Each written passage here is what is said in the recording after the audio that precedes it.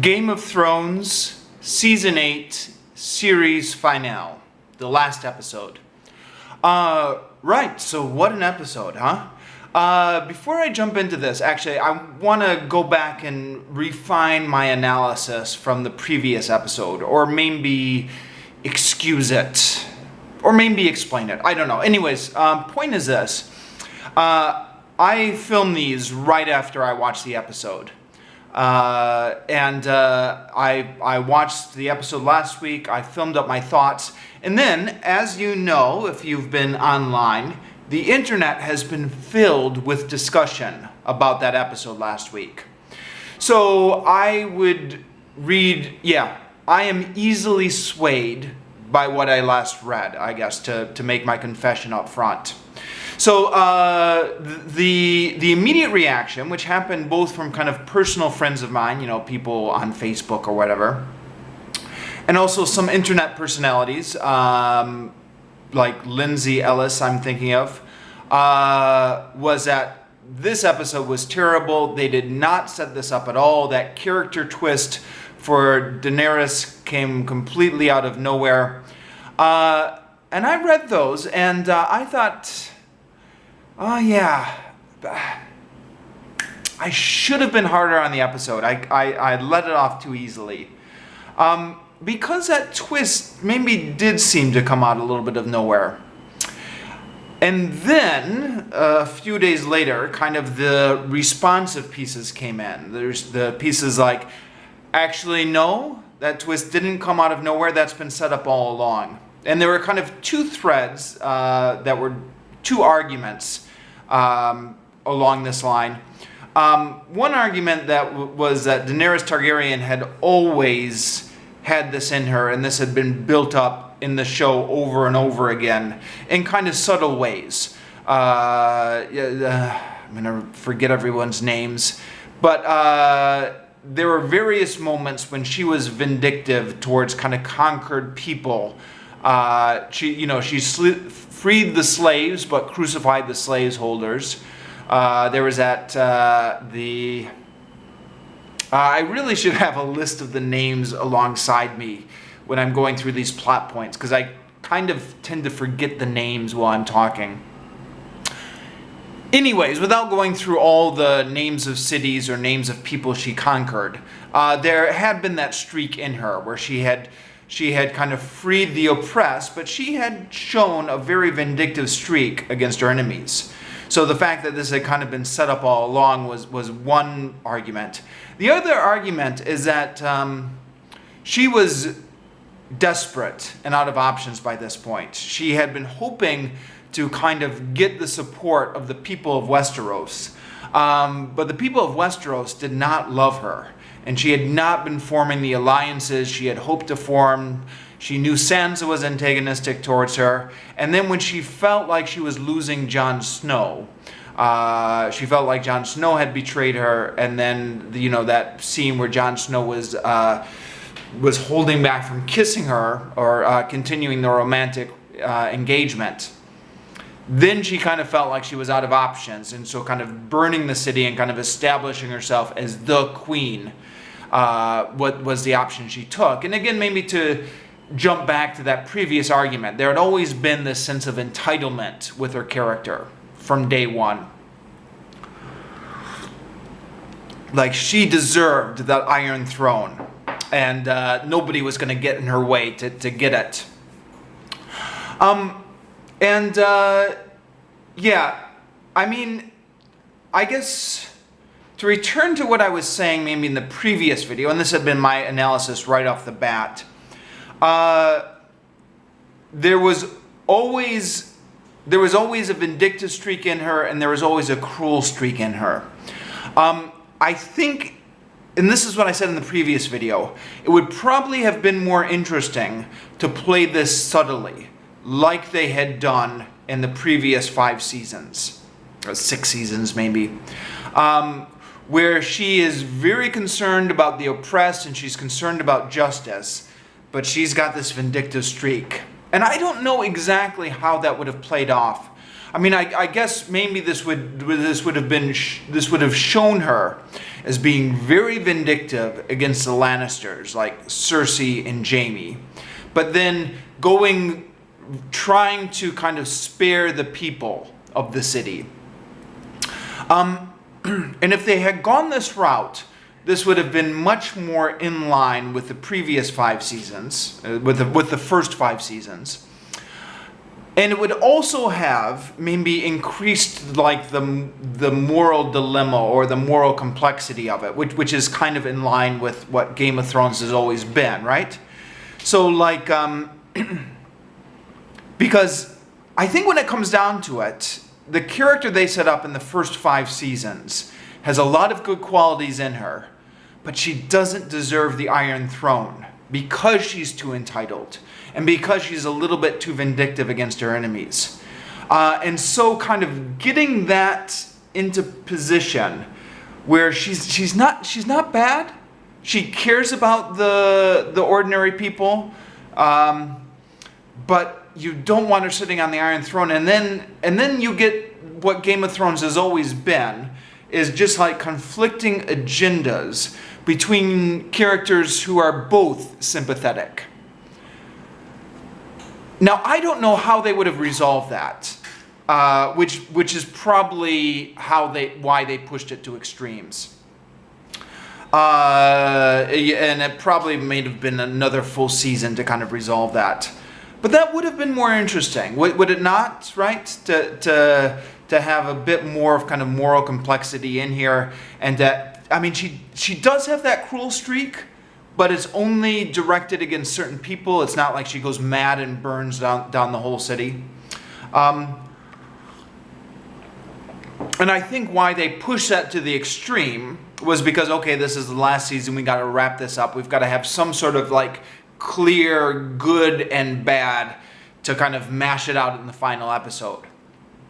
And I criticize that, but again, to be fair, I don't know what else I would have done had I been the writers. The other point that one of my friends made, where we were chatting about this in the office, and I think this is a point that has been made before, but apparently what happened is after season 5, they ran out of material from the books. And George R.R. Martin met with the producers and laid out where he was going. He says, these are my plot points. These are what I've been planning all along. And so the last 2 seasons have been following George R.R. Martin's plot points, even if they don't have books to go off of. Apparently. I think there are conflicting accounts of this on the internet, but that's one account. And so that might explain this, is because it does show elements, again, in Daenerys' cruel streak, that this could have been what George R.R. Martin had planned all along. The obvious problem with this, and this is again borrowing from my friend's analysis, is that as you write, sometimes the characters will develop organically, and then you actually can't get to the plot points that you had mapped out to begin with without forcing it. And a bad writer or a less good writer will force it, but a superior writer will kind of adjust their ending. And this is maybe what some people think what was happening, is that this maybe was the plot point that George R.R. Martin was planning all along. But at a certain point, it became obvious that this is not what Daenerys Targaryen would actually do, and then you need to adjust the plot point. But to kind of praise this show, I think what this show did do, they could have done it better, but what they did do is they kind of tricked you into supporting Daenerys Targaryen. Now, again, what her burning down the city was out of character. That was probably a misstep. But she never should have gotten the Iron Throne. It should have been always obvious to us, the audience, that she didn't deserve the Iron Throne because of that cruel streak and because of that entitlement that she had. But we got tricked into supporting her for a couple reasons. One is kind of that very sympathetic character arc she had in the first season, where you really felt with her, like they really put her through the ringer. arguably too much so. I mean, right, there was kind of a rape scene right in kind of the first episode. And again, I'm told that this was milder in the books and they amped it up for the TV show. And you really felt for this vulnerable little teenage girl and how she kind of overcame that adversity and came into a position of strength. And then you were rooting for her. Like, you wanted her to get what she wanted. And then by her kind of attracting all these good, for lack of a better word, good characters, kind of very intelligent characters who became her advisors. Between the two of those, we got tricked into supporting her, whereas we, the audience, maybe should have seen that these warning signs were there all along. But because of the way the narrative was framed, we thought, okay, well, this is the way the narrative is going. We're supposed to be rooting for her. And so kind of all those little things that kind of should have been warning signs, we put those in the back of our mind and just kind of ignored them, or at least I did. So in that respect, this series was kind of quite clever all along, building towards that bait and switch. They bungled it in the end because it shouldn't have been that obvious that she burned down the city. But the basic idea was quite clever. Right. So, that's all just kind of revisiting my analysis from the previous episode. This episode, yeah. So this episode kind of wraps everything nicely into a bow at the end. And I guess there's a question about whether that's what we want from Game of Thrones or not. I mean, people have said that Game of Thrones is kind of part fairy tale, but also part history. And it gets its shocking moments by subverting the fairy tale kind of tropes or cliches and saying, this is not a fairy tale, this is history. So kind of, you know, those moments where the rug gets pulled out from under you, where Ned Stark dies or Robb Stark dies, and this kind of fantasy fairy tale trope where kind of the good guys always come out on top, turns into like this really gritty history where, you know, real politique, and if you do not carefully set up all your alliances, it does not matter how pure your heart is, you're gonna get butchered at the Red Wedding or whatever. This episode was really going heavy towards the happy ending, but I think maybe I'm going to argue that what you want out of a show in like its second or third season is different than what you want out of a show at the final season, in terms of like the audience emotions and the audience catharsis. And so I admit, I wanted this. I wanted all the loose ends to be tied up. I wanted kind of the heroes or the surviving protagonists to kind of get their happy ending, even though this is probably not what would have happened in a real history, and even though this is maybe tonally a little different than, say, Game of Thrones Season 3. But I don't know. You could argue this back and forth, but I think there's this is what a large proportion of the audience wants. I'd include myself in that. Now there were still some real switches here, and I admit to being kind of caught off guard by it, and in a good way. So I guess you knew maybe Daenerys Targaryen probably was going to have to go. But that exact scene where she got that knife put in... Oh, spoilers, by the way. I'm spoiling everything. That knife put in her by Jon Snow, exactly at that moment, caught me a little off guard. Then they built up that dragon quite well. I mean, first you just hear the dragon screaming in the background. And you're like, oh no, here comes the dragon. And then he's flying and he's screaming, and you're like, all right, maybe he's just going to fly away. And then, boom, the dragon lands, and I'm like, okay, you know, they can't kill off Jon Snow. They've built this up too much. But then, when that dragon is breathing fire and Jon Snow is kind of like looking like, okay, this is the end, you're like, all right, maybe this is his arc. Maybe this is the noble sacrifice. And then the dragon turns and he burns down the Iron Throne. And that kind of suspense and payoff worked on me. Now, I guess the question is, does this work, does this completely make sense within the world that they set up? Does the dragon understand the significance of the Iron Throne, right? Like how much of this dragon is just a dumb animal and how much does it have the intelligence of people? Also, it's a little bit on the nose. I know people have been saying on the internet, nobody should sit on the Iron Throne. Like it would be an unsatisfying ending if anyone is sitting on the Iron Throne. So in that sense, we did get what we wanted. Having it kind of been burned down by the dragon is a little bit, subtlety is going out the window here a bit, but whatever. It's the final episode. We've got to wrap this stuff up, right? Yeah, I'm willing to forgive it. And then I really thought that Jon Snow was going to be the new king, and switching it to Bran, I did not expect. It makes perfect sense, right? It makes a degree of sense. Because Bran is kind of completely intelligent. He's not power hungry. He's going to be a good ruler, and then he's going to have intelligent people surrounding him to rule. I guess the only way it doesn't make sense is if you kind of go back to like, this is the real world.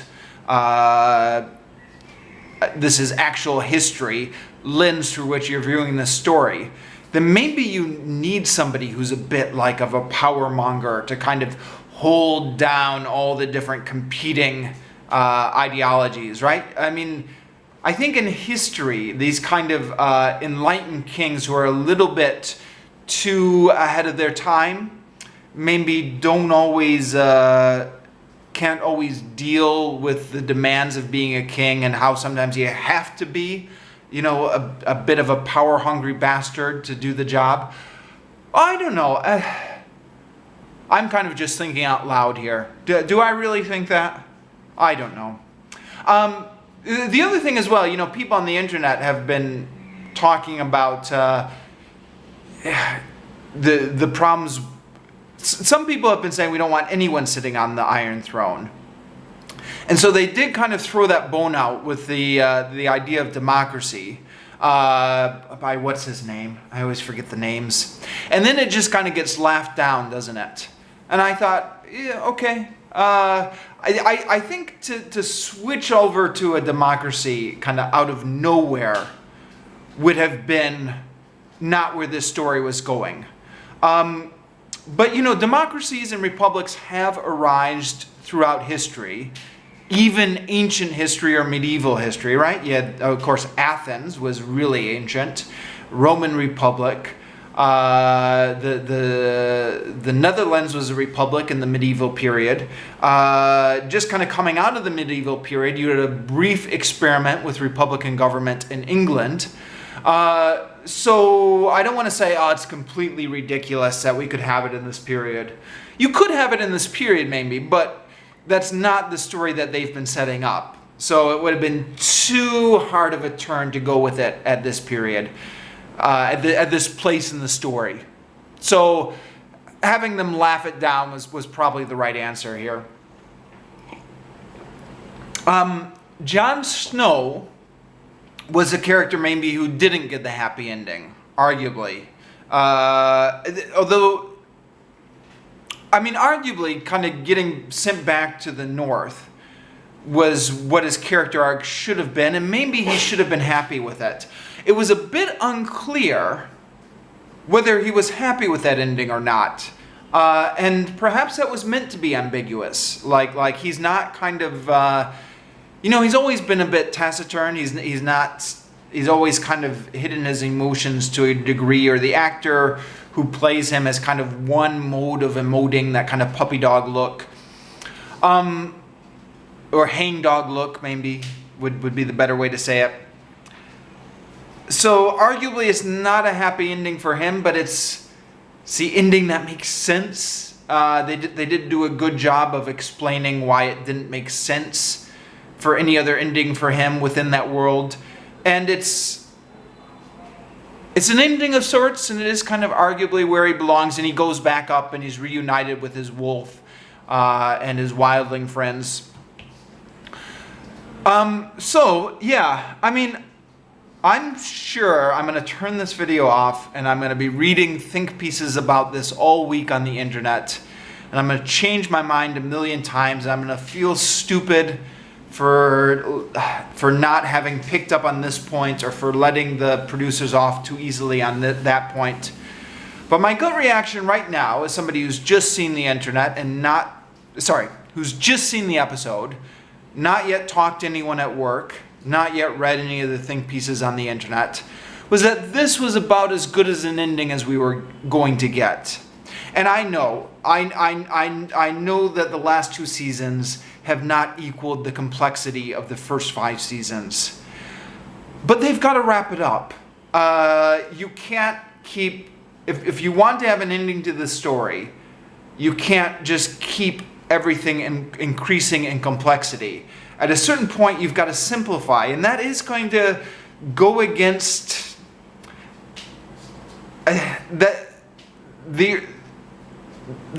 Sorry, I'm becoming incoherent because I'm not quite sure how to say this. But if a story is moving towards an ending, it's got to simplify.